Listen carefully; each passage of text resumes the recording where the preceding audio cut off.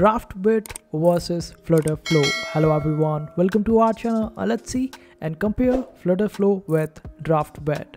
So first, let's talk about Draftbit. So it is a no-code platform, and using this you can build native applications from single visual interface, and it provides real-time updates, intuitive interfaces there, and there is extensive collection of components for the app development.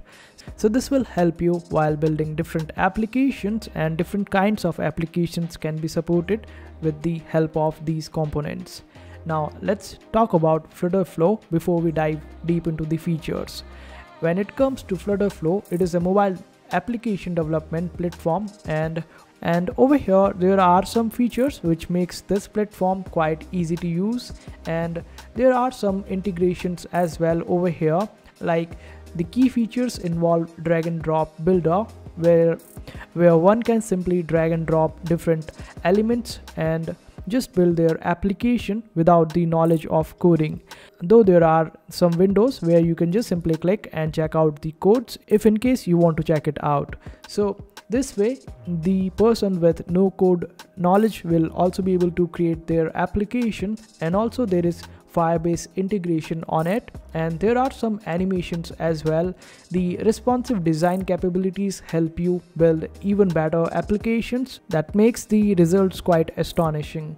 And also it supports both Android as well as iOS, so you won't have to build like a different set of application in order to release it on different kind of platforms. So one single code will be able to support both Android as well as iOS. But when it comes to Draftbit, it has some key features like live preview feature, which will help you see all the changes that you make on your application while building it. Also, there are a set of pre-built components that will help you build the applications in a better way. The third-party integration is also quite good on Draftbit, so it will help you with the functionality of your application using third-party applications. Also, this application is also easy to use, and when we compare both of them are easy to use and can be used by person who has no coding language knowledge. And when it comes to pricing, the Draftbit starts with free package monthly, so in case if you want to check it out, you can go with the free version. And as the plan progresses and as the features build up in a particular plan, the price also increases with it.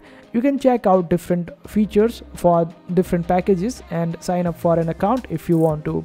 But when it comes to FluttlerFlow, you can simply check out its prices as well, and it also starts with a free package initially, and you can just simply sign up for a higher package if in case you are looking for some additional features.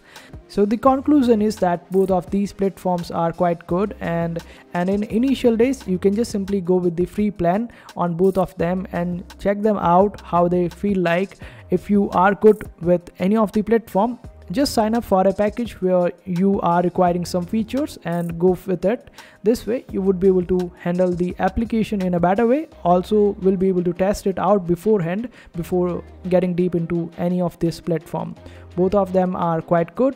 So I hope this particular video was helpful. Make sure to hit that like button and also subscribe to our channel for more helpful videos.